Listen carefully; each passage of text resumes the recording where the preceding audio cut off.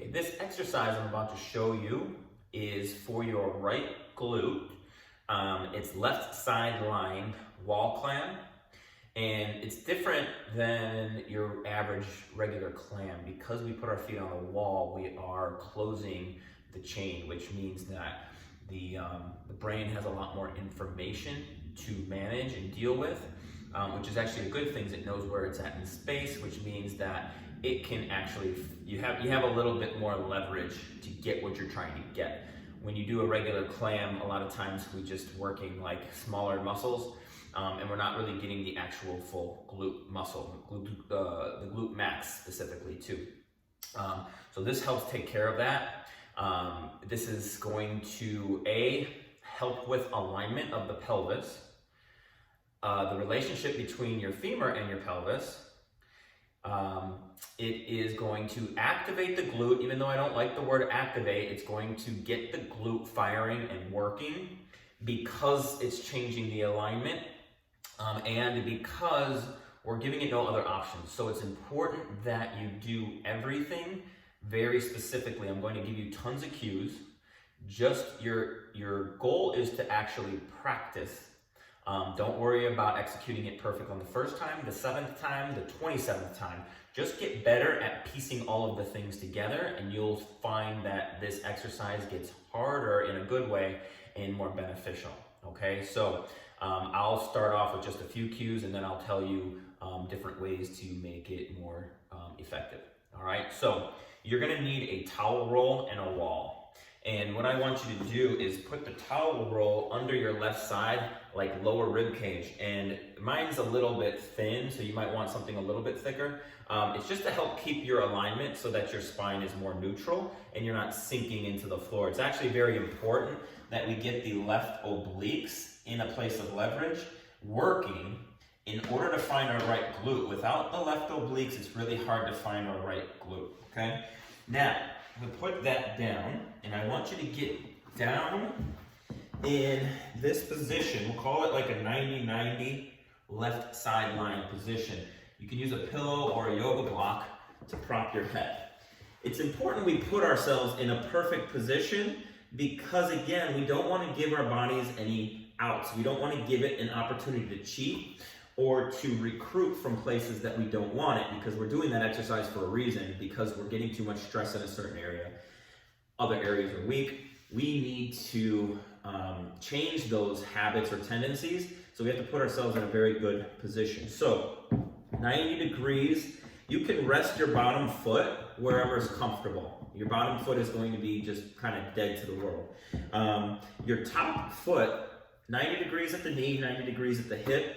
We have a tendency to kind of sit back here or kind of just sink into this. So I want your left obliques engaged.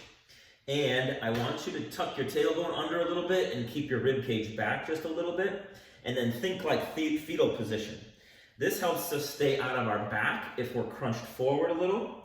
If our chest is forward like this, we're going to use our back muscles to do everything, and we don't want that. So crunch, hide the rib cage back, tuck your tailbone under a little bit. And then just own this position first, breathing. So you want to be able to stay in this position and breathe. If you can't stay in this position, then this exercise won't be successful. So you have to get good at this position. Then I want this top leg. Your foot is going to be pointed down slightly, just slightly pigeon-toed. And you're going to feel the inside edge, the arch, the edge of your shoe. Okay? And I want your ankle relaxed like this. I don't want it turned out, and I don't want your feet tight. So the more we can relax the foot and push through the foot and not use the foot or the lower leg, the better. We're not giving the glute an out. So my foot is relaxed. I want to feel a connection with my big toe and this arch. So if you're like a skier, you want the edge of the ski. It's important here. Now, you can see my knees on an angle here. This is the angle that you're probably at normally. It might be a little bit exaggerated, but this is probably where you're at. So we have to start where we're at to get where we want to go. Now, a little bit of force into the wall and a little bit of a pull back with your heel in your shoe. So think about pulling your heel in the back of your shoe and pressing into the wall a little bit. we want to keep our butt tucked and we can't let our foot slide forward. We want to take our quad out of it by engaging our hamstring. So our hamstring should be on right now because we're pulling our heel in the back of our shoe, and then we're pressing into the wall just a little bit to ground us into the wall. So you should feel your hamstring right now, and then you might start to actually feel your glute. Your glute is actually going to press into the wall because it can press through the arch of your foot, okay? Now you got to get good at that.